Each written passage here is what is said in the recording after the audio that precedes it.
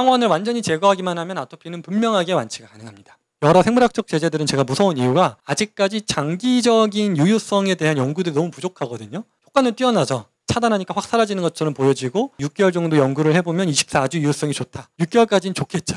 근데 이제 그 이후가 어떠냐는 거죠.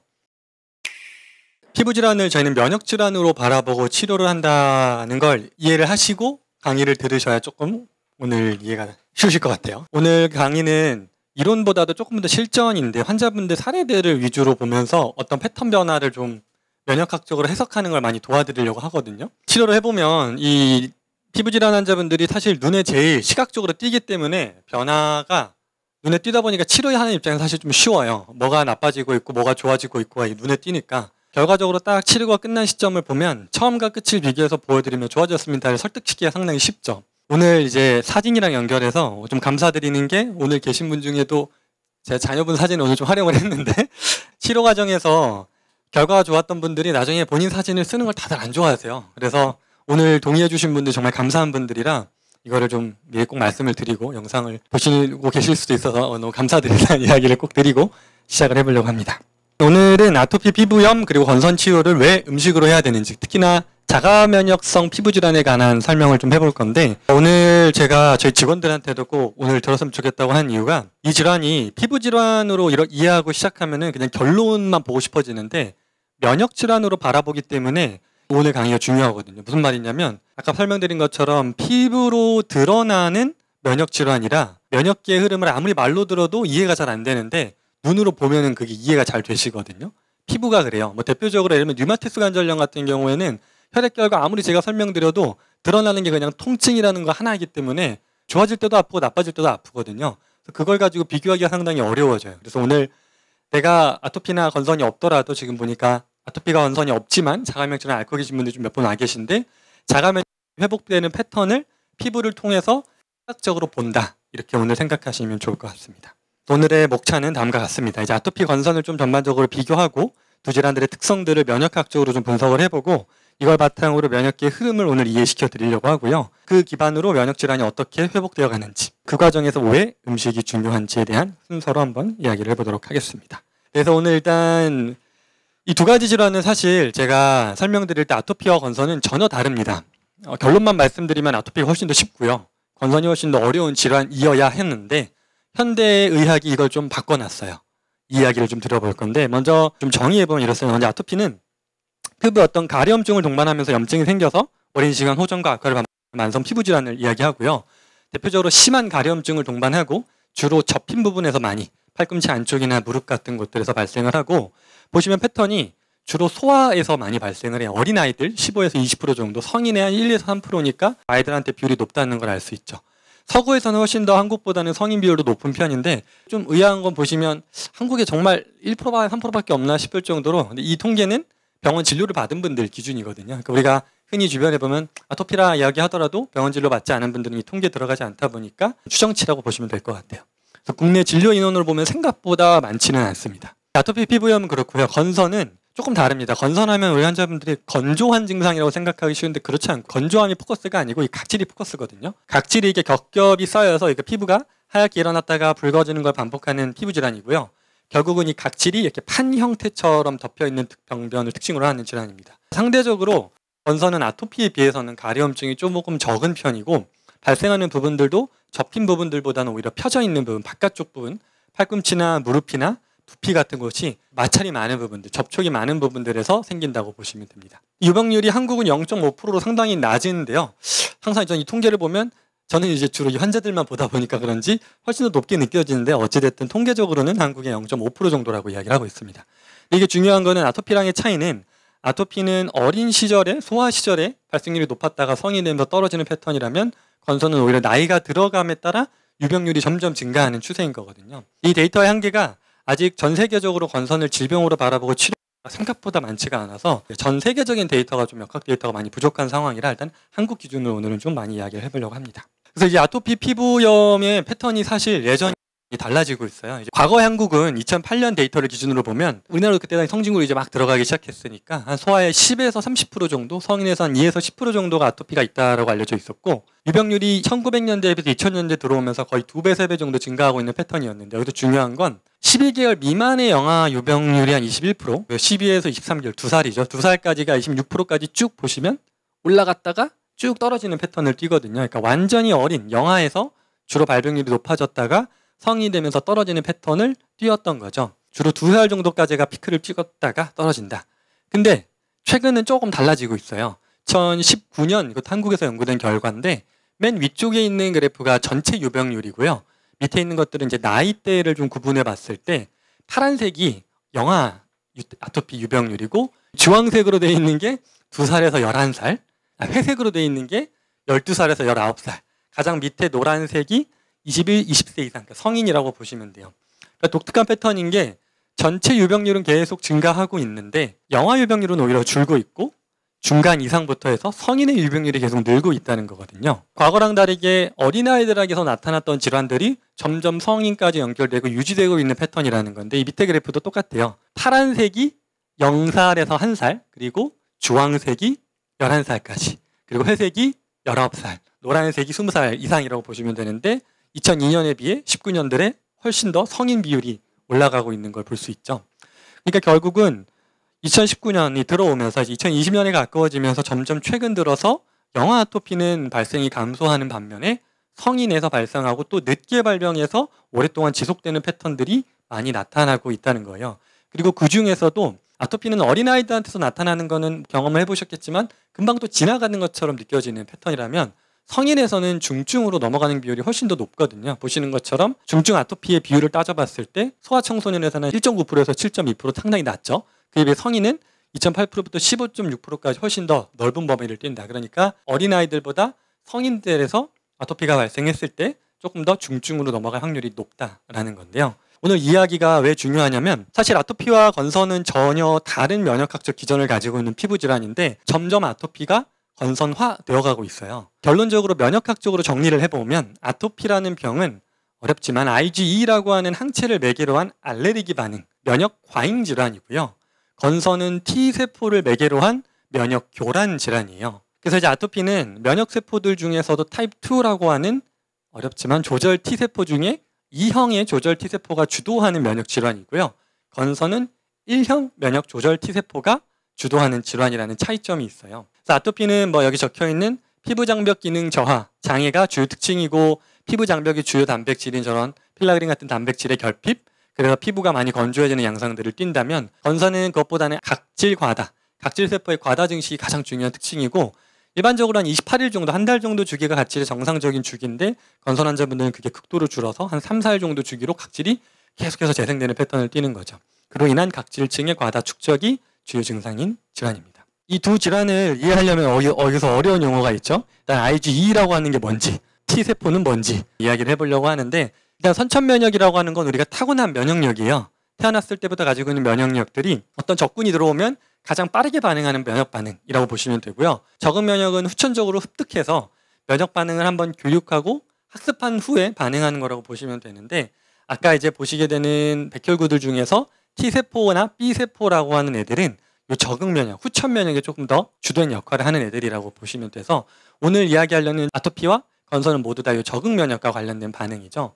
그래서 항원이 자극되고부터 항체가 발생하는 데까지의 흐름을 정리를 해보면 이거는 제가 이제 과거에 여러 자가면역 질환을 설명할 때 많이 그림으로 설명을 드리는 것들인데 한번 흐름을 좀 이해를 해보면 우리 몸의 정상 면역 상태에서 이렇게 안정된 면역계가 어떤 원인 물질이 이렇게 자극을 받으면요 우리 몸은 처음에 소리를 냅니다. 아야야 하고 누가 날 찌르면 소리가 나겠죠. 그거를 계속 반복되다 보면 처음에는 과잉 반응을 합니다. 찌르지 말라니까 소리를 치겠죠. 그걸 우리는 면역 항진 상태라고 해요. 이때 나타나는 질환들이 대표적으로 아토피, 비염, 천식 같은 우리가 알레르기 질환이라고 부르는 것들이에요. 날 누가 괴롭히니까 하지 말라고 과잉 반응하는 상태. 근데 이게 반복되다 보면 면역계가 계속된 공격을 받다 보면 어느 순간 지치기 시작해요. 내가 열심히 소리쳐도 안 들어줘. 바뀌는 게 없어. 달라지는 게 없어. 그럼 얘네들이 점점 포기하기 시작하는 거죠. 면역력이 점점 떨어지는 현상이 나타나는 걸 면역 저하, 이때 대표적으로 나타나는 질환들이 만성염증, 바이러스 감염, 사실 중증의 경우에 암과 같은 경우가 이때 발생하는 거죠. 근데 여기서 멈추는 게 아니라 이렇게 저하되어 있는 면역계를 돌봐주지 않고 그럼에도 불구하고 무시하고 계속 찌르기 시작하면 이제 면역계가 마지막으로는 미쳐버려요. 내가 난리도 쳐봤고 포기도 해봤는데 달라지는 게 없네. 그럼 이제 어쩔 수 없다. 에라 모르겠다. 죄다 때려버려야지. 보이는 대로 때려잡기 시작하는 상태를 면역 교란 상태라고 하고 이때 나타나는 질환들이 자가 면역 질환이에요. 그중에서 대표적으로 많이 알려진 게 류마티스 관절염이고 오늘 이야기하려는 건선도 이 자가 면역 질환에 해당되는 질환이에요. 이 면역 항진 질환들 중에서도 여러 가지들 중에 이런 알러지 반응에 더해 피부 장벽 기능 이상이라는 게 더해졌을 때 아토피가 대표적으로 나타나는 거고요. 면역 교란 상태에 더해 각질 세포의 과다 증식이라는 특징이 더해졌을 때 건선이라는 증상으로 나타난다. 이렇게 보시면 될 것 같아요. 그럼 이 흐름을 조금 더 자세히 한번 볼 건데 최근에 2025년도에 란셋이라고 하는 가장 대표적인 의학 저널인데요. 아토피 피부염에 대한 종합적인 정리를 한 4년 정도 주기로 많이 하는데 2025년에 나온 란셋에서 아토피의 병리 기전을 좀 정리해 본 그림인데 여기에 사실 많은 설명이 좀 들어가 있는데 이걸 좀 자세히 이렇게 한번 볼 건데요. 아토피성 피부염, 그러니까 알레르기 질환이 발병하는 과정을 제가 한번 좀 설명을 드려볼 거예요. 먼저 여기 왼쪽부터 보시면 되는데 항원이 우리 몸에 이렇게 들어옵니다. 외부에서 어떤 항원이 우리 몸에 들어오면 수지사항 세포라고 하는 저는 얘를 정찰병이라고 비유하는데 정찰병이 먼저 출동을 해서 이 항원을 먼저 체크를 해요. 우리 몸에 어떤 도둑놈이 들어왔구나. 그 도둑놈이 들어왔다는 신호를 이 정찰병이 사령관한테 보고를 합니다. 여기는 보조 T세포, 그중에서도 E형세포한테 두 번째 특성을 가지고 있는 사령관한테 가서 신호를 보내줍니다. 우리 몸에 이렇게 생긴 도둑이 들어왔어요. 그럼 그 명령, 그 신호를 받은 사령관은 B세포한테 명령을 합니다. 야, 우리 몸에 이렇게 생긴 도둑 들어왔다고 하거든? 걔네들이랑 싸울 준비를 해라. 그 신호를 인터루킨이라고 하는 물질을 통해서 신호 전달을 해요. 무슨 말이냐면 면역세포들한테 야, 여기 이런 애들 들어왔으니까 싸울 준비해 라는 신호를 말로 할 수가 없으니까 어떤 물질을 통해서 자극을 하는 거죠. 이거를 사이토카인이라고 하는데 여러 물질들 중에 주로 인터루킨 13, 4라고 하는 13번째, 4번째 특성을 갖고 있는 인터루킨이라는 물질을 가지고 B세포한테 신호를 보냅니다. 그럼 그 명령을 받은 B세포, 저는 B세포를 저격수라고 비유를 하는데 그냥 싸우는 게 아니라 총과 폭탄을 들고 싸우는 애들이에요. 칼을 들고 막 가서 쑤시는 애들이 아니라 폭탄을 던지면서 싸우는 애들이거든요. 그 폭탄이 여기서 면역글로불린이라고 하는 물질이에요. 항체라고 부르는 건데요. 이 면역글로불린이라는 항체를 만들어서 이렇게 생긴 적군이랑 싸우기 좋은 형태의 폭탄을 이 저격수가 만듭니다. 그럼 그렇게 만들어낸 폭탄을 비만세포나 호염구 같은 면역세포들한테 이렇게 장착을 시켜주면요. 또 비슷한 놈이 한 번 더 들어오면 훨씬 더 쉽게 반응을 할 수 있도록 도와주는 거예요. 그리고 앞으로 다시 돌아가서 이 사령관은 B세포한테 폭탄을 만들려고 하는 작업뿐만 아니라 외부에서 이런 항원이 들어왔기 때문에 그 항원과 잘 싸울 수 있도록 이 표면에다가 인터루킨 31이라고 하는 또 다른 물질을 분비해서 각질 부분, 여기 표피 부분을 단단하게 만들고 싸울 수 있는 준비를 하라는 신호를 각질세포한테도 보내줍니다. 이렇게 지휘관이 중간에서 총 지휘를 하는 거죠. 이렇게 준비된 상태에서 또 한 번 새로운 항원이 들어오게 되면 몸은 이거에 대한 과잉 반응을 하게 되는데요. 많이 알려진 히스타민이라는 물질이 이때 이제 분비가 돼요. 히스타민은 어떤 역할을 하냐면 여기 또 적군 들어왔는데 아까 들어온 애랑 또 똑같은 놈이 또 들어왔어. 이거 빨리 싸워야 될 것 같아 라는 신호를 보내는 거예요. 즉 도와달라는 신호거든요. 또 들어왔으니까 우리 제대로 싸워야 되니까 도움이 필요할 것 같아. 새로운 군인들을 불러 모으는 거죠. 그럼 어떤 현상이 일어나냐면 이렇게 군인들이 혈류를 타고 이 해당 부위로 모여듭니다. 이때 혈류량이 증가하니까 우리가 느끼는 붉은 현상, 발적이 나타나기 시작해요. 피가 막 몰려드는 거죠. 해당 부위로 도둑놈 들어왔으니까 우리 싸워라.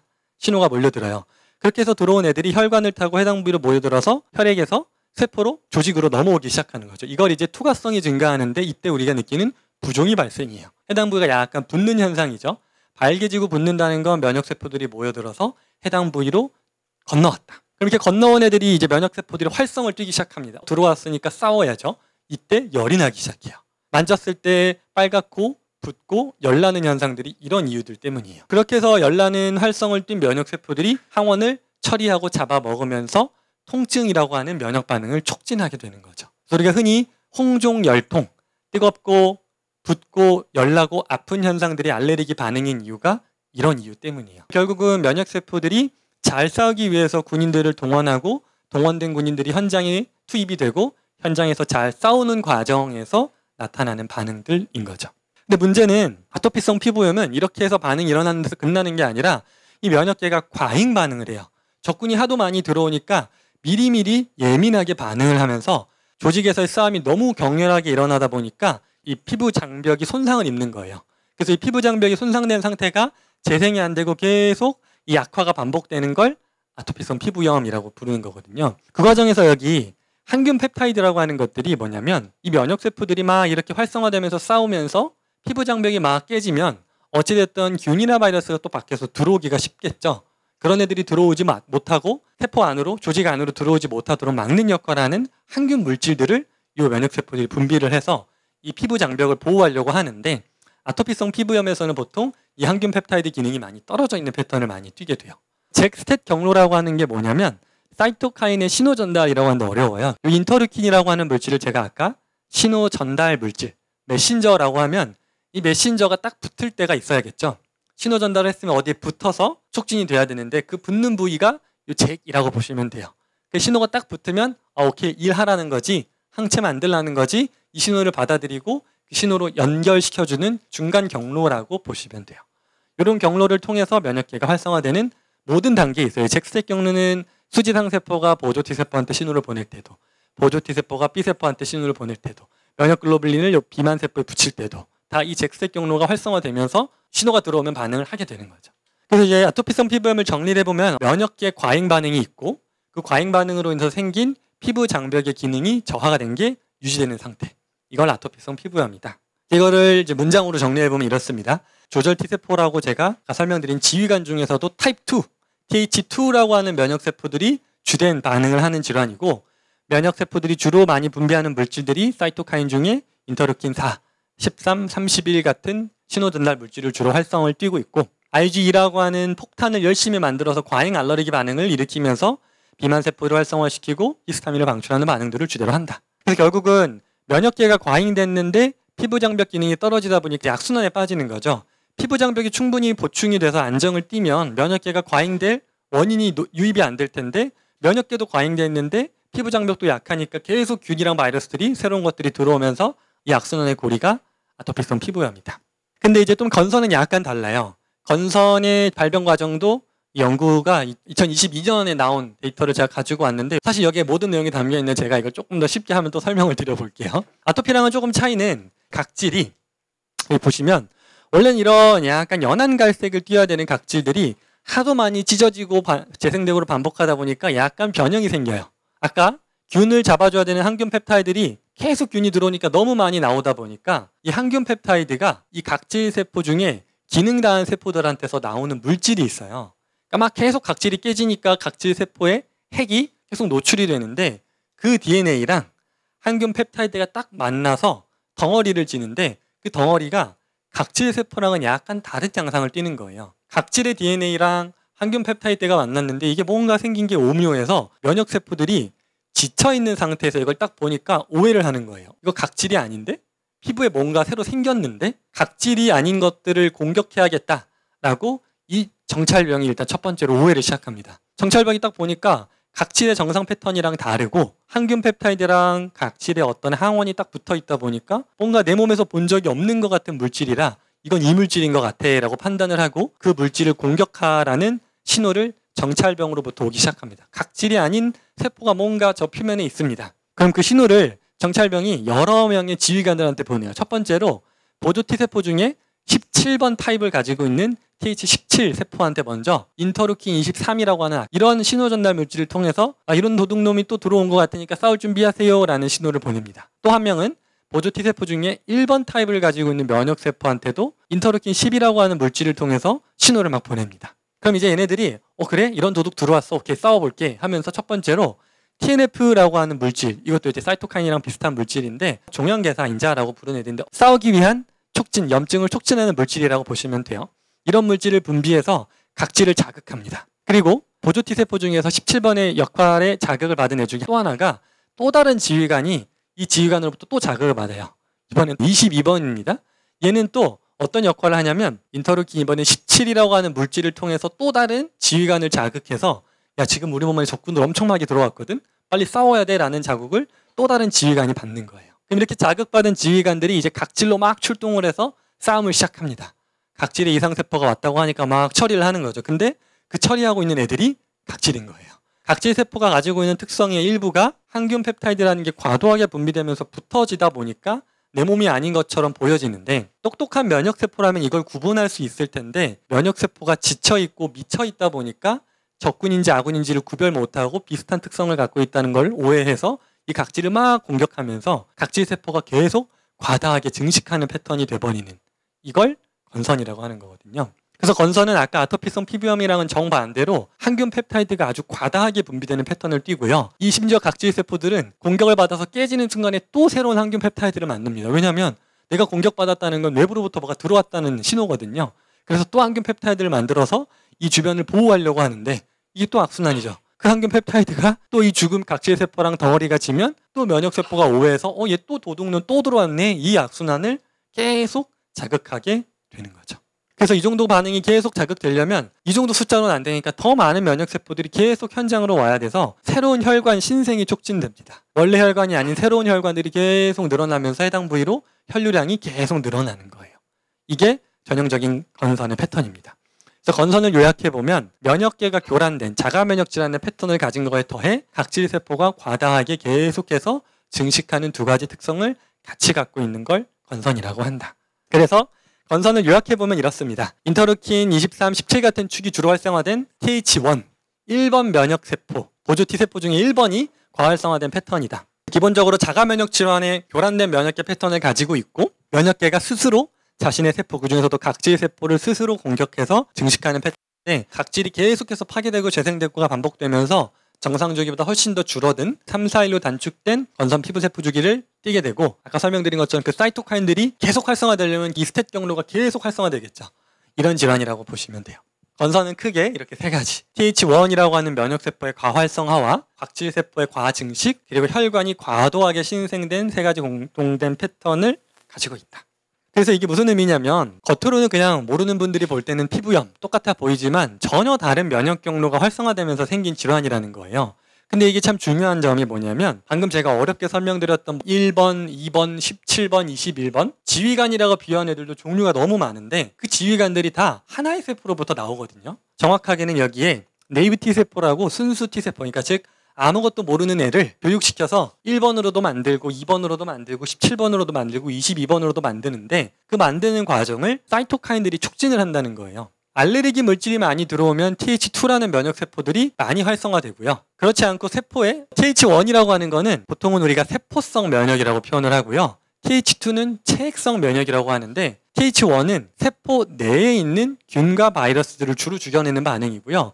TH2는 세포 외부, 바깥에서 들어온 균과 바이러스를 싸울 때 주로 활성화되는 경로들이에요. 그러니까 조금 똑같아 보이지만 활성화되는 촉진되는 자극이 다른 거죠. 결론은 하나의 면역세포들, T세포 중에서도 순수하게 아무것도 모르는 이 세포를 교육시켜서 TH1으로도 만들고 17로도 만들고 2로도 만드는데 이 과정 중에 어떤 과정이 활성화될지가 사이토카인들이 결정한다라는 거예요. 이게 왜 중요하냐면 아토피는 원래는 TH2 경로예요. 이런 사이토카인들이 주로 나오면서 TH2가 많이 주된 역할을 하도록 되어 있는 반응인 건데 이걸 약물들을 쓰다 보니까 점점 TH2가 아닌 원이 활성화되는 쪽으로 몸을 계속 밀어낸다는 거거든요. 쉽게 말하면 이 경로가 막혀버리니까 이 경로가 활성화되면서 몸의 입장에서 어떻게든 싸워야 되니까 다른 경로를 활성화시켜서라도 면역 반응을 하려고 그걸 적응해 나간다는 거죠. 이게 오늘 사실 중요한 점인데 아토피성 피부염은 원래는 쉬운 질환이에요. 알레르기성 질환이라는 의미, 쉽다는 의미가 항원이 제거되기만 하면 과잉 반응이 줄어들면서 면역 반응이 안정화되는 패턴이어야 하는데 그걸 계속 약물들을 통해서 방향을 틀어내다 보니까 이제는 얘들이 미치는 단계까지 넘어갔다는 거거든요. 현대의학에서는 주로 이걸 치료하려고 할 때 증상을 계속 억제하는 과하게 올라온 피부염증, 가려움증을 통제하는 데 목표를 두다 보니까 이 결과 부분을 계속 통제하려고 하는 거죠. 얘네들이 왜 난리를 치고 있나, 왜 과잉 반응을 할까에 대한 고민이 아니라 과잉 반응을 한다는 현상을 어떻게 통제할지에만 계속 집중을 하다 보니까 오히려 한쪽을 누르니까 한쪽이 올라오는 것 같은 시소 효과, 풍선 효과라고도 하는데 한쪽을 너무 과도하게 누르다 보니 다른 경로가 보상적으로 활성화되면서 새로운 질환들이 유발이 된다라는 거거든요. 실제로 현재 우리가 아토피성 피부염에 주로 사용하는 약물들을 정리해보면 많이 알려진 알러지 약물명들을 같이 적어드렸어요. 대표적으로 아까 설명드린 면역기를 막 모아내는 역할하는 히스타민을 차단하는 약이 항히스타민이죠. 우리 흔히 지르텍이라고 많이 알고 있는 알러지 약들이 히스타민을 차단하는 약이고요. 두 번째로는 여기서 사용하신 분들이 계실 수도 있어서 제가 연고 이름으로 많이 가져오는데 프로토픽이라고 불리는 연고 또는 엘리델이라고 불리는 연고는 면역학적으로는 칼슘유린 억제제로 분류되는데 얘는 타겟이 이 T세포예요. 지휘관이 제대로 일을 못하도록 지휘관의 활성을 떨어뜨리는 약이라고 보시면 돼요. 프로토픽, 엘리델이라는 이름으로 많이 쓰이고 있고 이 정도로 통제가 되면 좋은데 이걸로도 안 되면 이제 조금 더 강한 약인 전신 면역 억제제를 쓰기 시작하는데 사이폴엔이라는 이름을 많이 들어보셨을 건데 면역 억제제 중에 전신 면역 억제제인데요. 사이폴엔, 이뮤란, MTX 같은 이름으로 불리는 약들은 B세포, T세포 가릴 것 없이 모든 면역세포들을 전신적으로 억제하는 약이라고 보시면 돼요. 또도 조절이 안 되면 이제 또 다음 약으로 신호전달 물질이라고 했던 인터루킨 13, 4 같은 신호전달 물질을 차단하는 약들이 최근에 많이 쓰여지는데 대표적으로 듀피젠트라고 알려진 약 그리고 TNF-알파를 억제하는 인플릭시맙 같은 약들을 주사제로 많이 쓰는 약들인데요. 이 약들을 생물학적 제제라고 부르는데 이런 사이토카인을 타겟으로 하는 약이라고 보시면 돼요. 사이토카인을 직접 차단했는데도 안 되니까 이 사이토카인들이 붙는 경로인 이 잭스텟 경로라고 하는 걸 차단하는 약들이 또 최근에 아토피성 피부암에 쓰여지는 게 약물명으로는 올루미언트, 림버크라고 불리는 약들인데 원래 이 약들이 다 류마티스 관절염 같은 자가면역 질환에 쓰였던 약들인데 그 약들을 점점 아토피에도 이제 사용하고 있거든요. 중증 아토피 환자분들은 이 1번, 2번, 3번, 4번, 5번 순으로 보통 약이 늘어난다라고 보시면 돼요. 1번을 막았는데도 군인들이 모여들어? 그러면은 T세포를 한번 눌러봐야지. T세포를 눌렀는데도 군인들이 모여들어? 그러면 모든 면역세포를 한번 눌러봐야지. 그랬는데도 모여드네? 그러면 걔네들이 말을 하는데 사용하는, 대화를 하는데 사용하는 경로를 차단해봐야지. 그랬는데도 모여들어? 그러면 그 경로가 붙는 경로까지도 다 차단해봐야지. 이런 형태로 약물들이 계속 늘어나고 있는 거죠. 그러니까 결론은 이런 약들이 사용되게 되다 보니까 면역계가 반응할 수 있는 모든 통로를 막히니까 그러면 포기할까요? 그러다 보니까 이제 다른 경로로 올라오기 시작하는 게 이런 질환이거든요. 지금 요거는 이제 건선에 주로 사용하는 약들이에요. 건선은 똑같아요. 수지상세포가 이 정찰병이 사령관한테 보고하기 위해서 사용하는 물질인 인터루킨 23을 차단하는 약이 스텔라라라고 불리는 주사제로 많이 사용이 되고요. 이걸로도 안 돼. 그러면 이제 코센틱스라고 해서 이 17번 인터루킨을 차단하는 특정 항체. 이걸로도 안 되면 이제 이건 많이 쓰는 레미케이드, 휴미라, 엠브레, 심포니 다 이름은 다르지만 인플릭시맙이라고 해서 결국 아까 똑같아 TNF-알파를 억제하는 물질들이고 이걸로도 안 되면 이제 젤잔즈라고 해서 잭 경로를 억제하는 약물들. 그러니까 이런 형태로 똑같아요. 건선에 원래 사용했던 약물들이랑 비슷한 개념의 약들이 아토피에 사용이 되고 있는 거죠. 사실 뭐 건선은 이해가 돼요. 이게 원래 자가면역 질환이기 때문에 다른 자가면역 질환 동일한 방법으로 사용하는 게 이해가 되는데 아토피성 피부염은 원래 그런 질환이 아니었던 걸 통제하려고 하다 보니까 결국 자가면역 질환처럼 전신의 면역 반응을 억제하는 방식으로 나아가고 있다라는 거죠. 그래서 실제로 이 약물들의 부작용에 대한 연구들이 많이 있는 것 중에 방금 이야기한 듀피젠트, 이게 성분이 듀필루맙이라고 하는 약물 성분인데요. 이게 실제로 건선, 아토피 치료에 많이 사용되는 약물인데 건선과 유사한 발진을 많이 유발하는 걸로 알려져 있어요. 비율로 보면은 제가 사진을 가져왔는데 아토피성 피부염 환자들에게 듀필루맙 같은 약물들을 주사제로 썼을 때 건선의 유사한 발진으로 넘어가는 패턴들을 관찰했다는 연구인데요. T2라고 하는 두 번째 경로를 활성화를 억제하다 보니까 보상적으로 17경로가 활성화되면서 건선과 비슷한 면역 반응으로 넘어가 버리는 거죠. 한 번도 못 봤던 36 같은 숫자들의 인터루킨들이 새로 발현이 되면서 다른 경로가 활성화되면서 아토피와 비슷해 보이지만 전혀 다른 질환인 건선이 막 발생하는 확률들이 늘어나고 있다는 거고요. 아까 설명드린 것처럼 건선에 사용되는 약들이 주로 자가면역 질환인 류마티스에 많이 사용되는 약들이라 류마티스 관절염 환자분들이 이 약들을 많이 쓰고 계신데 그 환자분들 중에서 한 2.3에서 5% 정도 류마티스 관절염에서 주사제를 쓰는 분들 중에 특히나 건선이 발생하는 경우들이 많이 생기고 있어요. 그리고 뭐 다른 뭐 여러 림프종 같은 암도 발생률이 올라가고 여러 기회감염이 증가하는 건 당연한 이야기죠. 결국은 한쪽 경로를 통제하다 보니까 다른 경로가 활성화되면서 면역 질환들이 번져가는 양상들을 계속 우리가 보고 있다라는 거죠. 다시 한번 그래서 면역계 관점에서 바라보면 이 약물들을 쓰게 되면서 왜 자가면역 질환으로 넘어가는지를 보면 시작은 이래요. 면역계가 과자극 당하는 거예요. 누가 막 날 찌르니까 때리지 마 하고 막 손을 휘두르고 발을 휘두르고 했더니 휘두르지 말라고 손을 막습니다. 그러면 가만히 있을까요? 발로 휘두르겠죠. 그랬더니 이제 발도 막습니다. 그랬더니 막 머리로 박치기를 합니다. 그랬더니 머리도 이제 막습니다. 그랬더니 이제 막 어딘가로 흔들면서 때리는데 예상치 못한 곳에서 이 반응들이 나타나는 거죠. 다시 순차대로 보면 항원에 노출이 되면서 면역계가 과활성화된 과자극 단계에서 알레르기 반응이 시작됐는데 알레르기 반응이 막 시작돼서 과항진이 일어나니까 그걸 눌러버리죠. 면역 억제제나 뭐 스테로이드 같은 약물들, 생물학적 제제들 이런 약물들을 통해서 면역계를 확 눌러버리니까 감염이 늘어나고 오히려 눌린 면역계가 다른 반응을 촉진하면서 보상적으로 다른 면역 활성도가 올라가는 현상들이 일어나면서 건선 같은 양상으로 넘어가고 있다라는 거죠. 그래서 그러면 이거를 어떻게 치료해야 될까에 대한 이야기를 자기 약물을 부정하려고 하는 게 아니라 너무 과한 반응이 있을 때 필요한 경우들이 있을 수 있어요. 있을 수 있다는 의미는 과도한 속도로 불필요한 곳까지 막 퍼져나가고 있으니 일시적으로 도움을 받아야 될 수는 있지만 그 도움에서 멈출 게 아니라 근본적인 원인 우리가 한번 고민을 해봐야 되거든요. 억제 방식의 한계는 끝이 없습니다. 저 주사제는 언제까지 써야 되냐? 평생 씁니다. 증상이 나오면 다시 썼다가 약발이 떨어지면 올라오면 또 쓰고요. 언제까지 쓰냐? 부작용으로 약을 못 쓸 때까지 씁니다. 그럼 이걸 어떻게 우리가 회복을 해야 될까 할 때 결국은 얘네들이 자극되기 시작한 원인이 어딜까? 여길 찾아야 된다는 거죠. 면역계 자극이 어디서부터 시작됐을까를 찾아서 근원을 파고 들어가다 보면 많이 연구되고 있는 가장 중요한 반응 중에 하나가 요즘 장 피부축이라고 하는 건데 이 왼쪽 그림은 장에서의 어떤 염증 물질들이 혈액을 타고 피부로 연결된다라는 연구 결과들이에요. 면역계를 지속적으로 자극하는 원인 중에 핵심이 장에 있다는 거고 장 내 어떤 면역계 과자극 요소들이 혈액을 타고 돌아서 피부로 유입되고 있다라는 연구 결과들이에요. 결국은 그래서 식품 항원, 먹는 항원들이 장의 염증을 유발하고 장의 투과성을 증가시켜서 이게 염증을 유발하고 그게 피부로 넘어가고 있다. 그래서 결국은 우리가 원인이 없는 치료, 원인을 제거하지 않고 치료하게 되면 원인은 계속 들어오는데 이 결과 부분을 조절해봤자 일시적으로는 당연히 좋아지죠. 반응을 누르니까. 근데 원인이 계속 반복되는 한 일시적인 효과만 생길 뿐 계속 재발 악화를 반복할 수밖에 없는 게 너무나 당연한 흐름인 거거든요. 거기에 더해 단순히 재발 악화만 반복되면 다행인데 교란된 면역세포들이 새로 생겨버리면서 새로운 부위들로 자가 면역 질환들이 발병하게 되는 위험성이 우리가 오늘 한번 주목해 봐야 된다는 거죠. 장과 피부의 최신 연구들의 여러 결과를 종합해보면 왜 그럼 장이 중요하냐 할 때 이 면역계가 과자극되는 시작점도 장이고요. 또 하나 중요한 점이 여기 두 번째 조절 T세포, 이렇게 지휘관 역할을 하는 애들을 보조 T세포라고 했는데 그 지휘관 역할을 하는 애들을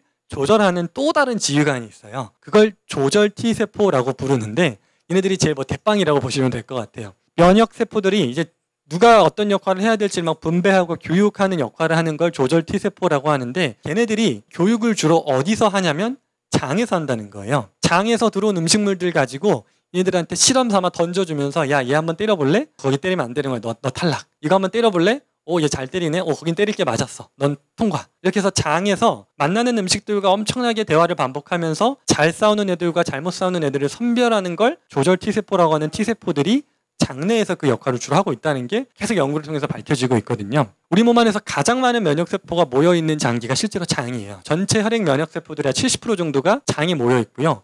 그래서 장은 면역계를 교육하는 장소인 동시에 면역계가 자극받는 장소인 동시에 염증 반응이 일어나기도 하는 장소까지 되는 거죠. 그래서 결국 장의 투과성이 막 증가하고 염증이 발생하게 되면 당연히 피부로 염증이 연결될 수밖에 없는 당연한 이야기가 이제 나오는 건데요.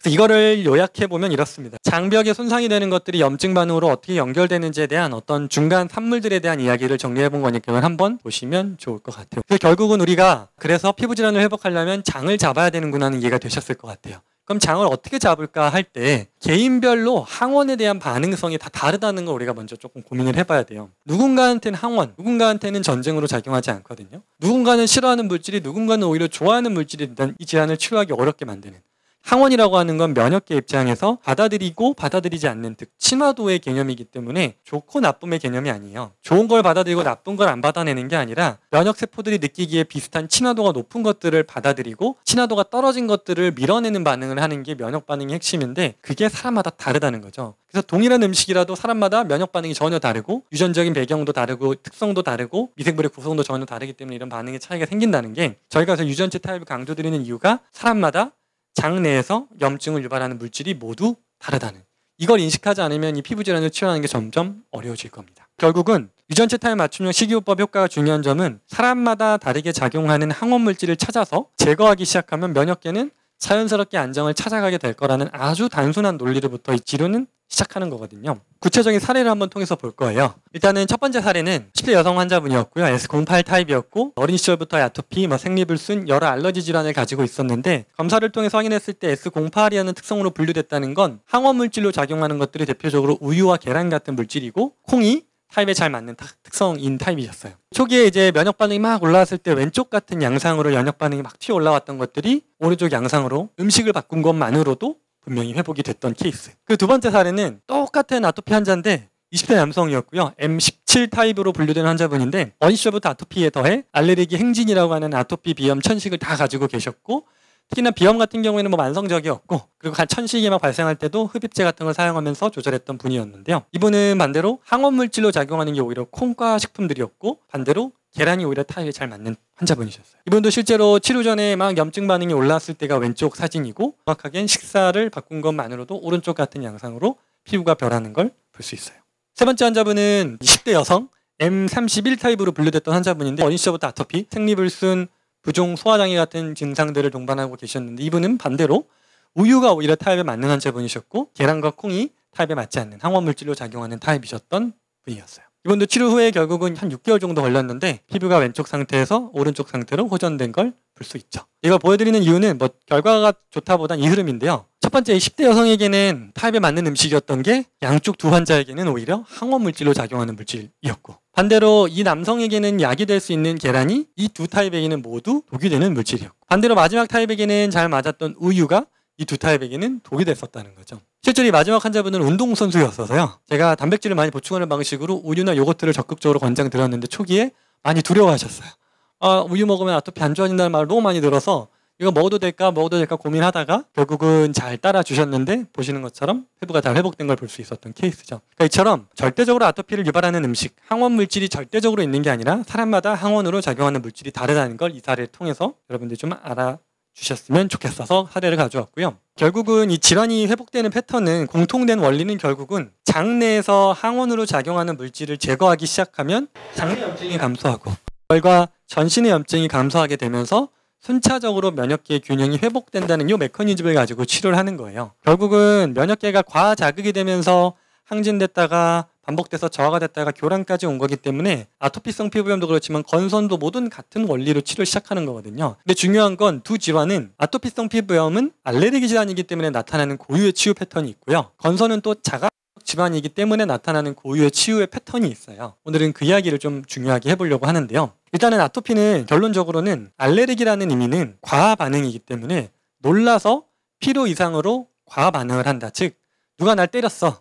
한 대 맞았으면 한 대 되갚아주면 되는데 3대, 4대 맞은 것처럼 과잉을 반응을 하는 게 아토피라면 건선은 안 때렸는데도 가서 때리고요. 때렸는데 가만히 있고 완전히 교란돼 버린 상태라 전혀 패턴이 좀 다르게 움직여요. 그래서 이제 아토피는 즉 항원이라고 하는 날 때리는 현상들이 사라지면 즉각적으로 염증이 감소하는 패턴을 띱니다. 기본적으로 알레르기 질환은 항원 물질들이 차단되는 경우 즉각적으로 염증이 감소하는 경향을 띠는데 건선은 조금 다릅니다. 교란됐던 면역계가 회복되는 패턴이 있기 때문인데요. 근데 아토피는 중요한 점은 항원이 차단되면 면역계가 즉각적으로 염증 반응을 감소시키는데 아까 아토피 두 가지가 면역계 과잉 반응 플러스 피부 장벽 기능의 이상이라고 했는데 이 피부 장벽 기능 이상이 회복되는 패턴이 환자분들이 느끼기에는 나빠지는 것처럼 보여지는 증상으로 많이 나타나요. 반대로 건선은 면역계 교란이라는 기전을 기반으로 움직이고 있기 때문에 교란된 면역계가 회복되는 순서대로 몸이 회복을 하는데 그게 도넛 패턴을 많이 띠는 경향성을 좀 띄어요. 아토피 피부염 회복 패턴을 이해하려면 면역계 교란이 안정되고 피부 장벽 기능이 교란된 게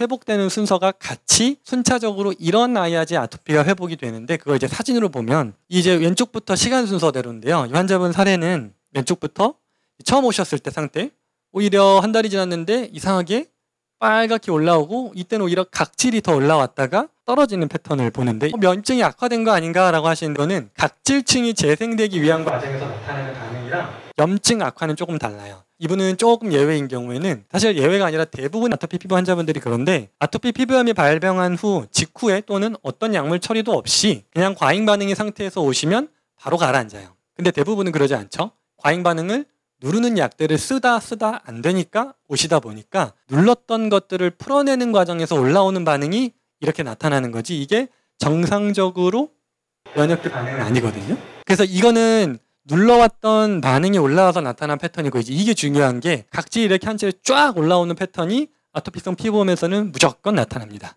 각질이 정확하게는 피부 장벽 기능 이상을 기반으로 띠고 있기 때문에 면역계가 안정화된다고 해서 반응이 바로 사라지는 게 아니라 그 면역계 반응이 안정된 이 틈을 타서 각질들이 피부 장벽이 재생되기 시작하면서 피부 각질들이 쭉 올라왔다가 그 안에 피부 장벽이 재생된 순간 겉에 것들이 벗겨지면서 회복하는 패턴을 아토피성 피부염에서는 띠거든요. 조금 더 큰 사진으로 보면 다른 환자분 사례인데 왼쪽부터 시작했을 때 상태에서 한 달 뒤, 2달 정도 뒤에 전신의 각질들이 확 올라오는 패턴을 띱니다.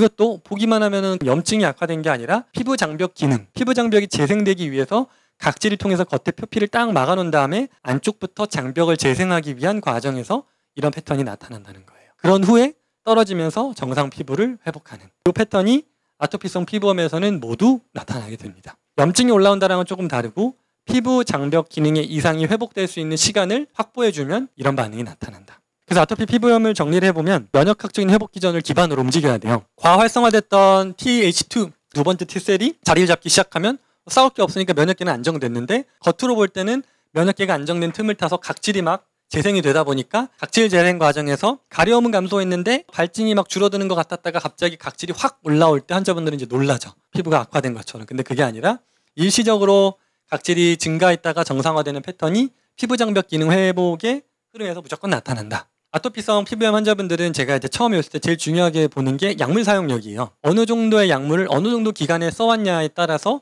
치료 기간도 달라지고 치료 기간에서 나올 수 있는 반응도 달라지는데 이거는 이제 표준적으로 근데 아까 말씀드린 요즘은 표준이 없습니다. 대부분 아토피 피부염 발생 후에 직후에 오시는 게 아니라 오랜 기간 경과해서 오기 때문에 표준이라는 게 의미가 없지만 기본적으로 약물을 통해서 눌러놓지 않았던 환자분들 같은 경우에는 항원이 차단되는 정도와 증상이 호전이 아주 비례합니다. 줄어드는 만큼 알러지가 줄어드는 거죠. 안 때리면 반응 안 하는 겁니다. 항원 차단 정도와 증상 호전이 아주 예측 가능하게 비례하는 패턴을 띠고요. 반대로 또 놀랐다는 의미는 또 다른 애들이 또 때리면 또 반응합니다. 그래서 아토피는 제가 어느 정도 안정기가 들어오고 나면 환자분들한테 말씀드리는 게 이제는 피부가 그냥 말할 거니까 피부가 말하면 뭐 잘못된지 찾아보시면 되고 저한테 찾아오지 마세요라고 하는 단계가 와요. 그때가 전형적으로 항원이 또 들어오면 누가 나 또 때리면 또 당연히 반응하겠죠. 아주 예상되는 반응일 뿐이고요. 그래서 이 경우에는 완전 관해보 완치라는 표현이 항원을 완전히 제거하기만 하면 아토피는 분명하게 완치가 가능합니다. 그리고 중요한 건 장내 염증이랑 피부 염증이 1대1로 연결이 되기 때문에 피부 염증이 줄어드는 만큼 장내 염증도 동시에 일반적으로 좋아져서 여러 대사시표들이 같이 일관되게 좋아지는 패턴을 많이 볼 수 있습니다. 아토피 피부염 환자분들 치료가 염소보다 훨씬 더 쉽다고 말씀드리는 이유가 이렇게 적어도 정상적인 반응성의 아토피 피부염은 과잉 반응이기 때문에 교란된 반응이랑은 다르게 안 때리면 줄어든다. 많이 맞아서 놀라있는 애들 안 때리면 줄어드는 아주 단순한 원리로 아토피성 피부염은 치료가 되는데 현재는 그렇지 않다. 이걸 여러 약물들을 써서 교란을 시켜놓은 상태로 오시게 되면 이제 지금 이야기하는 건선의 회복 패턴을 이해하셔야 치료 과정이 이해가 되실 건데 건선 치료 반응은 이제 다시 또 크게 나눠볼 때는 면역계 교란과 각질세포의 과증식이 주된 병리 기전이었기 때문에 회복 과정도 두 가지를 좀 나눠서 봐야 되는데요. 먼저 면역계가 안정되는 패턴이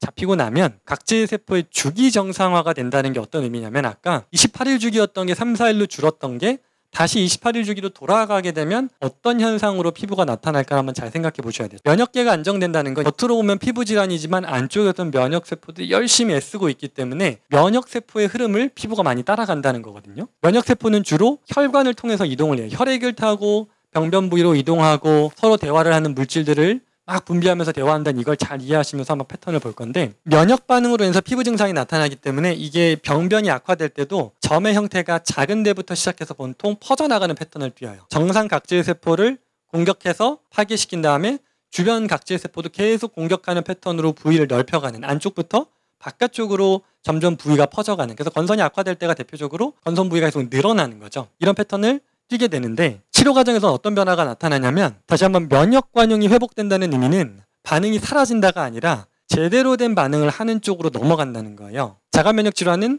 때릴 애들과 안 때릴 애들을 구별 못해서 막 때렸던 걸 안 때리게 되는 게 아니라 때릴 애들만 때리도록 반응이 돌아오는 거거든요. 때릴 애들이라는 의미는 각질 입장에서는 기능을 다한 각질 세포들도 각질에 상존하고 있는 균들 중에 면역력이 억제돼서 못 싸웠던 균들은 면역 관용이 회복되는 거에 맞춰서 털어내야 될 대상들이 되는 거예요. 건선 치료는 그동안은 일반적으로 약물을 통해서 치료했을 때는 면역계를 쭉 억제해서 효과를 냈다면 저희가 하려는 건 면역계를 표현하자면 재부팅, 완전히 재시작을 하는 거거든요. 그럴 과정에서 초기에는 홍반도 증가하고 염증이 악화되는 과정이 무조건 나타납니다. 그래서 이거를 이해하지 못하고 치료를 시작하면 특히 건선 환자분들은 초기에 부위가 넓어졌다는 이야기들 정말 많이 하시거든요. 그게 왜 나타나는지를 이제 시각적으로 한번 볼 거예요. 그래서 각질이 탈락되는 패턴을 좀 보면 첫 번째로 덩어리들이 막 분산되어 있는 형태들 중에 간격이 넓고 크게 퍼져 있는 각질 같은 경우에는 일괄적으로 탈락이 됩니다. 결국은 면역계가 정상화되면서 나타나는 현상이다 보니까 면역계 정상에 딱 되는 어떤 시점을 기준으로 확 각질이 한 번에 벗겨지는 패턴을 덩어리들이 많이 분산되어 있는 경우에들은 나타나고요. 반대로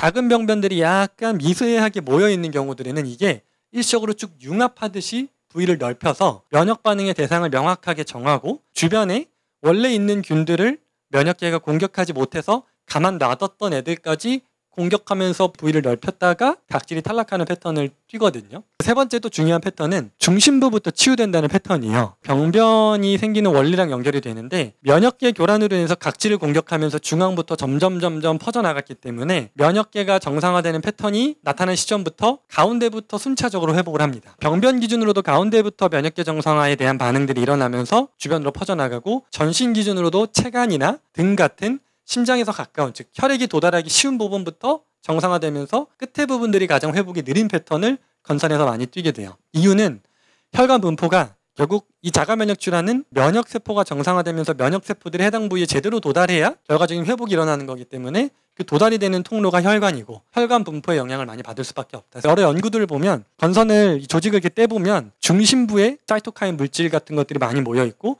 면역세포들이 특히 많이 모여있는 패턴을 띄어요. 중심부부터 면역세포들이 막 모여들어서 반응을 했다는 증거거든요. 그래서 결국은 먼저 반응한 곳들이 소진도 먼저 되고 회복도 먼저 되기 때문에 중심부부터 회복되는 패턴이 면역계 정상화랑 연결이 되는 거죠. 이걸 이제 그림으로 한번 좀 볼 건데 시각적으로 보면 패턴이 이렇게 나타납니다. 첫 번째 패턴에서 원래는 정상 조직으로 보였던 하얀 정상 살들이 두 번째 지나니까 다 붉게 올라오고 각질이 생겼죠. 그러면은 이걸 모르는 입장에서 보면 건선이 넓어졌다, 악화됐다라고 생각하기 쉬운데 정확하게는 이 부위에 정상 피부로 보였지만 상존하는 균들 중에 면역세포들 입장에서는 공격해야 되는 애들인데 공격하지 못하고 허투루 애들을 때리고 있던 부위들이 있던 거죠. 거기를 이제 때려대기 시작합니다. 건선은 TH1이라고 하는 세포성 면역, 세포 내에 감염된 균들을 죽여내는 주된 반응을 하는데 이 정상 피부가 그 대상이 되는 거예요. 그래서 일시적으로는 이렇게 부위를 넓혀지는 것처럼 보여졌다가 그 각질들이 일시에 떨어지면서 회복되는 패턴을 띄어요.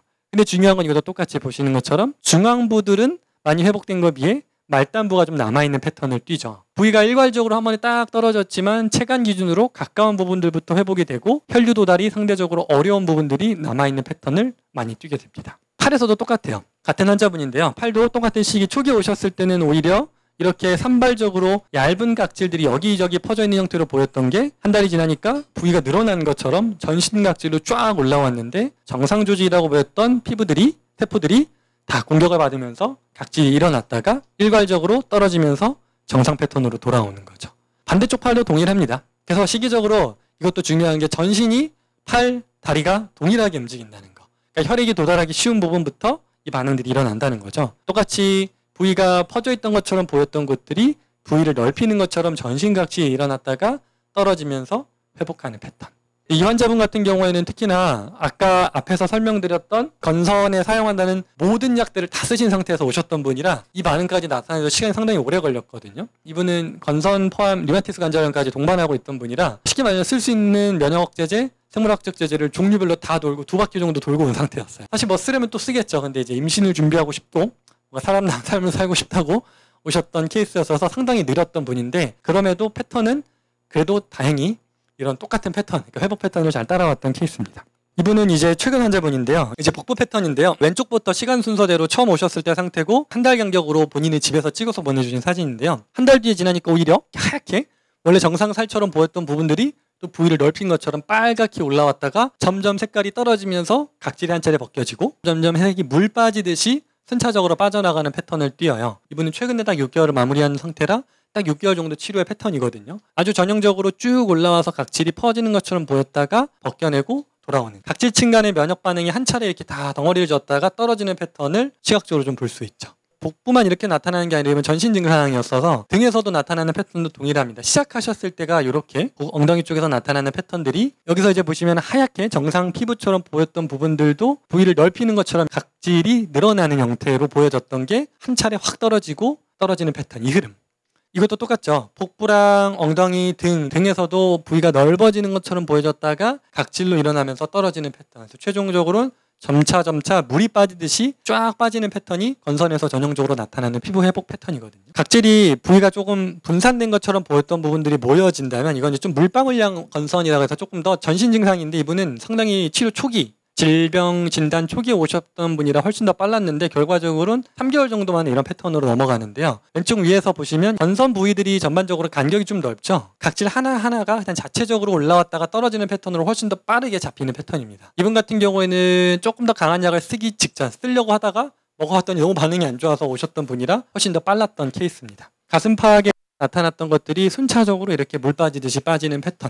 등도 마찬가지로 동시에 일어납니다. 전신으로 이렇게 올라왔던 염증 반응들이 물 빠지듯이 순차적으로 빠져나가는 패턴. 그러니까 이게 결국은 자가면역 질환이라는 패턴이기 때문에 면역계가 약물을 쓰게 되면 약물을 도포하는 곳들에서만 이 반응이 일어나겠죠. 면역계가 교란된 상태에서 회복되게 되면 그 면역세포들이 순차적으로 도달하는 부위들, 즉 이분 같은 경우 이렇게 반응이 빠른 이유가 다 체간이죠. 체간이라는 거는 심장과 가까워서 피가 도달하기도 쉽고 면역계 교육이 장에서 일어나고 흉성 같은 곳에서 교육을 제대로 해낸 애들이 바로바로 현장으로 투입되기에 가까운 곳들이다 보니까 빠르고 일관적으로 반응이 나타나는 거죠. 이분도 다리가 가장 마지막까지 남아 있었어요. 가장 끝부분까지가 혈액이 도달하지 않는 부분들이 좀 느린 거죠. 제일 중요한 반응 중에 하나가 이 중심부 치유 패턴인데요. 방금은 전신 관점에서 체간 부위부터 퍼져나갔다면 병변 부위만 두고 보더라도 이분은 이제 좀 차이는 오래됐기 때문에 나타나는 패턴이에요. 중심부 치유 패턴은 오래된 분들한테 주로 나타나는데 그 이유가 뭐냐면 중앙 부위가 오랜 기간 면역 교란이 유지되었기 때문에 회복 과정에서 소진이 좀 빨라요. 소진이라는 의미가 정상적이지 않은 애들이 빨리빨리 사라지는 편이거든요. 너무 오랫동안 난리를 쳐왔어서.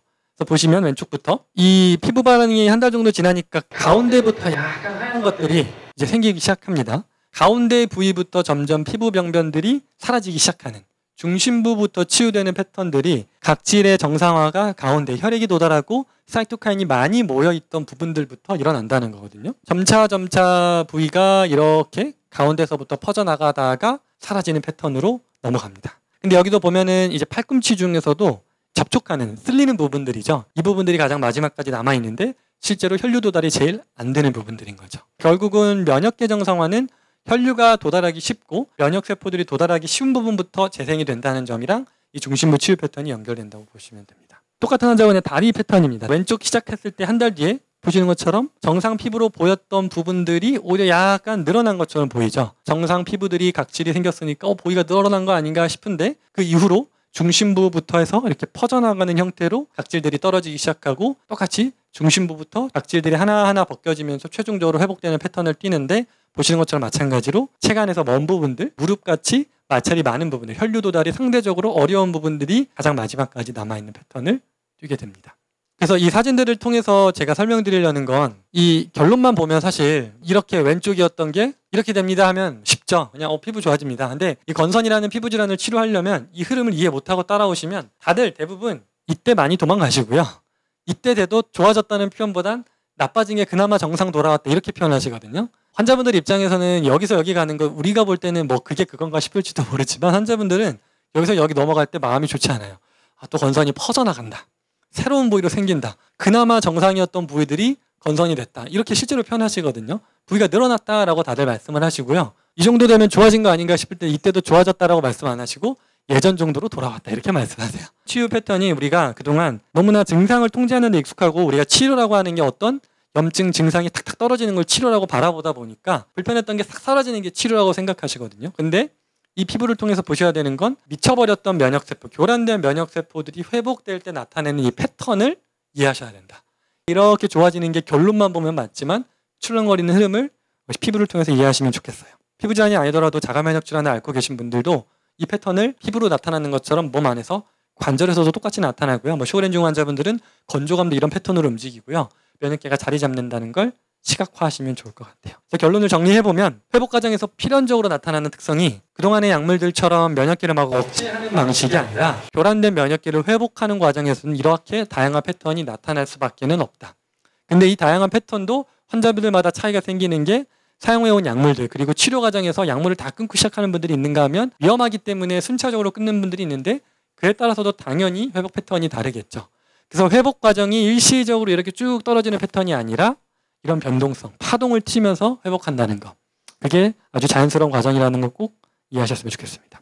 그래서 주요 회복 패턴들은 염증은 자가면역 질환이 아닌 아토피에서는 그냥 순차적으로 보통 감소하는 패턴인데 그거랑은 별도로 각질이 쭉 올라왔다가 떨어지는 패턴을 한번 뛴다. 그리고 좀 치료하다 보면 안타까운 게 색소 침착은 이제 좀 제가 설명을 드리는 게 제 영역이 아니거든요.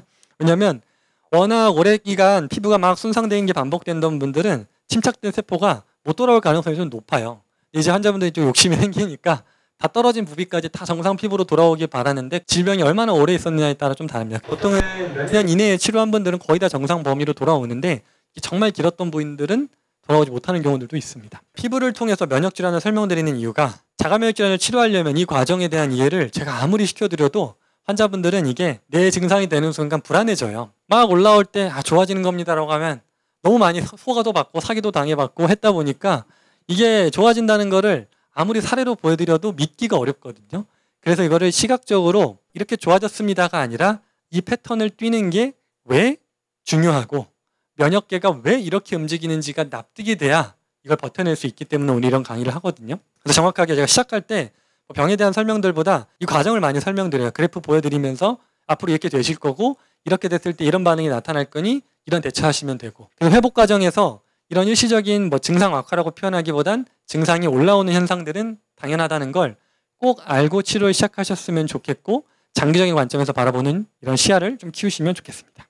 그동안 우리가 많이 해왔던 약물치료랑 식품치료의 차이점은 아주 정반대죠. 교란된 면역계를 너네 똑바로 못할 것 같으니까 셧다운 시킬게가 아니라 저희가 하려는 건 너네들 어르고 달래서 어떻게든 정상적으로 기능하게 한번 만들어 볼게, 이 관점이에요. 그래서 약물치료랑은 차이는 약물치료는 아주 즉각적입니다. 미쳐있는 애들 손발 묶으니까 당연히 반응 못하니까 억제가 되니까 증상이 확확 떨어지는 것처럼 보여지고 대부분 일관되죠. 쓴 약들의 목표가 잘 도달하기 때문에. 그렇지만 문제는 근본적인 해결은 아니고 계속 반복될 수밖에 없다는 한계가 있다면 저희가 하는 건 점진적이고 느리지만 좀 근본적으로 바꿔보자. 그 과정에서 나타나는 패턴을 이해하시고 어쨌든 증상으로 보면 호전 악화가 반복되는 패턴을 이해하시고 이걸 통해서 겉으로 드러나는 피부 증상뿐만 아니라 근본적인 면역계의 교란을 잡는 과정을 이해하시면 좋겠습니다. 그래서 이제 또 하나가 저희가 치료를 하다 보면 이 면역 억제제를 동시에 쓰는 분들이 많이 생겨요. 어쩔 수 없는 경우인데 너무 증상 악화가 심하고 부위가 넓어지는 거에 더해 건선에서도 관절이나 장기 침범이 생기는 경우들이 있거든요. 그런 경우에는 어쩔 수가 없는데 면역 억제제를 사용하게 되면 나타나는 여러 부작용들 중에 대표적으로 대사 지표들이 많이 악화돼요. 대사라고 하면은 혈당, 콜레스테롤, 지방, 체지방, 체중 이런 것들이거든요. 대표적으로 아까 앞에서 이야기 드렸던 레미케이드, 램시망 이런 약들이 TNF 알파 억제제들을 쓰다 보면 체중이 많이 늘어나는 편이에요. 이 약들은 건선에도 쓰지만 보통 궤양성 대장염 환자분들이 많이 쓰는데 궤양성 대장염에서 이 주사제를 쓰는 분들이 평소보다 체중이 늘어나는 패턴을 많이 보거든요. 평균적으로 한 1.49kg 정도가 증가한다는 연구들이 있다고 하네요. 그리고 아까 젤잔즈, 올루미언트, 림버크 같은 제가 억제제로 불리는 약들도 한 5.9%에서 체중 증가가 많이 보인다고 알려져 있고요. 그리고 가장 흔한 게 사실 이 약물들은 간 수치죠. 약물이기 때문에 어쩔 수 없는 간 수치 상승이 많이 보이는데요. 또 TNF 알파 억제제 같은 경우가 정상범위 살짝 벗어난 정도가 제일 흔하고 2배를 넘어가는 경우도 낮은 비율이지만 있다. 그 중에서도 인플릭시맙이 가장 높다고 알려져 있습니다. 오른쪽 그림은 아까 제가 진짜 놀란 게 듀피젠트라고 하는 약이 처음 이 아토피라는 질환을 공부할 때만 해도 대중적으로 쓰는 약이 아니었는데 요즘은 젊은 어린아이들한테도 이 주사제를 정말 많이 쓰더라고요. 그래서 중증 피부염이라고 해서 병원에서 이 주사가 효과가 직방입니다 이렇게 하면서 썼다고 하는데 전 무서워. 이게 너무 속도가 빨라서 예전에는 이렇게 강한 약들을 초기에 안 썼는데 요즘은 약간 빠른 시기에 점화를 시키는 게 좋다라는 입장으로 쓰시는 경우들이 많은 것 같은데 듀피젠트라는 약이 여기 보시면 아토피성 피부염 환자분들한테 듀피젠트를 썼을 때 이렇게 시간이 지남에 따라 체중 증가가 이런 형태로 발견되더라라는 연구거든요. 체중 증가가 듀피젠트에서 특히 많이 알려져 있고요. 지질 수치 변화는 당연한 변화라고 볼 수 있죠. 차이를 제가 이제 얘기를 한다면 이 약물들을 쓰게 되면 염증을 한 번에 샥 가라는 것처럼 보여지고 겉으로 보여지는 증상들은 변화가 드라마틱하지만 이런 대사 지표들은 보통 악화된 패턴을 유지하게 돼요.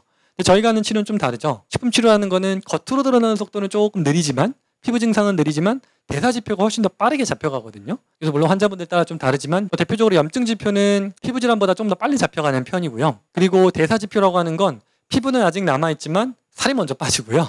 불필요한 체지방이 먼저 타서 나가고요. 콜레스테롤 같은 지질 수치가 먼저 안정되고 혈압이 먼저 피부보다 먼저 잡히는 패턴을 많이 보거든요. 대표적으로 지금 이 사례들은 앞에 사진으로 보여드렸던 피부 환자분들의 데이터들이거든요. 먼저 아까 건선 환자로 보여드렸던 패턴이 염증이랑 간 수치, 혈당이 다 매우 높았던 게 치료 후에 결과적으로 다 염증은 여전히 높은 기분은 조금 특이 패턴이 있는데 어찌됐든 염증 수치도 많이 줄고 나머지 간 수치들이나 혈당도 정상화되는 패턴. 체중도 보시는 것처럼 한 22kg 정도네요. 치료 한 6개월 정도에 체중이 한 22kg 정도, 그리고 체지방이 한 14kg 정도 빠진 패턴. 피부도 좋아지지만 대사가 훨씬 더 빠르게 이렇게 잡혀가는 걸 볼 수 있다. 앞에 봤던 이 건선 환자분들 여기도 체중 겉으로 보기에는 한 70kg에서 67kg니까 별로 차이가 없는 것처럼 보이는데 그 3kg 변화가 정확하게 체지방에서 빠져나가고, 또 약간의 높았던 염증 수치나 간 수치 같은 것들이 CRP가 0.8에서 0.1 정도란 8분의 1, 간 수치도 높았던 것들이 다 정상 범위로 돌아오는 것을 볼 수 있는 거죠. 이분도 아까 그 여자분 환자분 사례였고, 체지방이 주로 많이 빠져서 복부지방이 가장 유독 많았던 게 복부지방이 표준으로 들어오고, 하체가 좀 부실했는데 하체가 표준으로 돌아오니까 다이어트하러 오른 것도 아니고 근육을 키우려고 온 것도 아닌데 피부 질환을 치료하다 보니 여러 대사 지표들이 같이 잡혀간다라는 거죠. 그래서 이런 이야기를 드리는 이유가 유튜브 기사를 쭉 보다 보면 새로운 기사들이 많이 나올 때 참 안타까운 경우가 많은데, 이게 이제 올해 6월 기사네요. 건선에 새로운 치료제가 나왔다고 기사가 나왔어요. 빈젤릭스라고 하는데 이제는 정말 최후의 보르될까 이렇게 나오는데, 전 이런 걸 보면 좀 아까워요. 왜냐하면 엄청난 연구비가 투자가 되고 엄청난 인력이 들어가서 이걸 발견을 하고 하는 걸 텐데, 이런 연구들이 시작될 때 초기에 엄청 이렇게 화제가 됩니다. 드디어 건선의 원인이 밝혀졌다. 건선의 근본 원인을 치료하는 약을 이제 개발할 거다. 근데 이걸 전 보면은 항상 조금 아이러니한 건 여기 이제 적어놨는데, 이런 약물들 개발의 문제가 뭐냐면 원인이라고 이야기하는 게 사실 왜 Y가 아니라 How에 포커스를 두거든요. 왜 면역계가 미쳤냐가 아니라 면역계가 미칠 때 어떤 형태로 반응하냐, 어떻게를 계속 찾아요. 뭐 예를 들면 지금 제가 생물학적 제재로 분류했던 인터루킨 14, 처음에 나왔을 땐 혁신적이었습니다. 인터루킨 14라는 물질이 과잉으로 나오는 게 건선 아토피의 원인이다. 인터루킨 23이 과잉인 게 건선의 원인이다라고 처음엔 원인인 것처럼 얘기했는데 원인이 아니거든요. 걔는 그냥 과정이거든요. 원인이라고 하는 건 가장 밑에서 이 교란을 시작했던 게 뭐냐인데, 그걸 찾는 게 아니라 교란된 원인들로 인해서 교란되는 과정에서 나타난 어떤 물질들을 우리는 마치 원인인 것처럼 그 원인을 찾았습니다. 그 원인을 통제하면 잡힙니다라고 이야기하고 있는 게 저는 이런 기사들을 볼 때마다 참 안타까워요. 이 좋은 돈, 이 좋은 에너지 다른 데 투자하면 더 좋을 텐데. 물론 이제 병원에서 여러 치료들을 통해서 한계가 맞았던 분들은 또 새로운 희망으로 느껴지죠. 다른 약도 이제 못 쓰는데 또 새로운 약을 써볼 수 있으니까. 근데 이게 근본적인 원인을 찾는 거랑은 다르다는 걸, 우리가 원인이라고 부르는 게 정확하게 뭔지를 잘 한번 고민해 보셨으면 좋겠어요. 결국은 어떻게 하면 이 과잉 반응이 일어났던 과정에서 주된 역할을 하는 애가 누군지를 찾고 그걸 통제하려는 방식으로 약물들이 계속 개발되고 있다는 거죠. 그래서 실제로 최근 들어서 사용되고 있는 여러 생물학적 제재들은 제가 무서운 이유가 아직까지 장기적인 유효성에 대한 연구들이 너무 부족하거든요. 효과는 뛰어나죠. 차단하니까 확 사라지는 것처럼 보여지고 24주 정도, 6개월 정도 연구를 해보면 24주 유효성이 좋다. 6개월까지는 좋겠죠.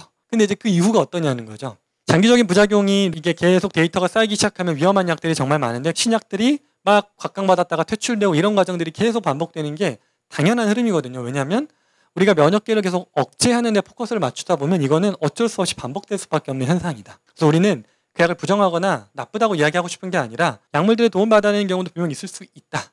근데 그 약물 도움을 받는 거에서 이거 원인이니까 치료됐다라고 생각하지 마시고 그건 다 과정일 뿐, 과정을 어떻게 차단하는지에 집중하는 게 아니라 정말 그 원인이 무엇일까를 고민해보는 습관이 우리에게 필요하지 않을까. 오늘 결론은 그렇습니다. 뭐 단순하죠. 근본적으로 치료하려면 원인을 찾아야 되고 원인을 중심으로 한 접근을 해야 되는데, 우리가 치료한다라는 게 겉으로 드러난 거에 포커스를 맞추는 순간 증상을 조절하는 데 에너지를 쓸 수밖에 없다. 그 증상이 나타난 기저에 뭐가 있고 면역계 교란의 기저에 뭐가 있는지를 생각하면 원인을 제거하는 과정에서 생기는 그 패턴을 이해하고 이 자연스러운 과정이라는 걸 이해하고 이 회복을 잘 기다려주는 게 우리가 해야 될 치료의 핵심이다. 그중에서 특히 첫 번째가 음식이고, 두 번째가 환경적 요소들이고, 세 번째가 생활 습관들이거든요. 결국 내가 하루하루 어떤 걸 먹고 어떤 생활을 하고 어떤 환경 속에 처해 있느냐가 이 병을 만들었기 때문에 이 병을 치료하기 위해서는 그러한 원인이 되는 하루하루에 먹고 생활하고 환경을 내가 바꾸지 않으면 치료가 어렵다. 결론은 단순한 이야기인 것 같지만 오늘은 이렇게 좀 강의를 마치도록 하겠습니다.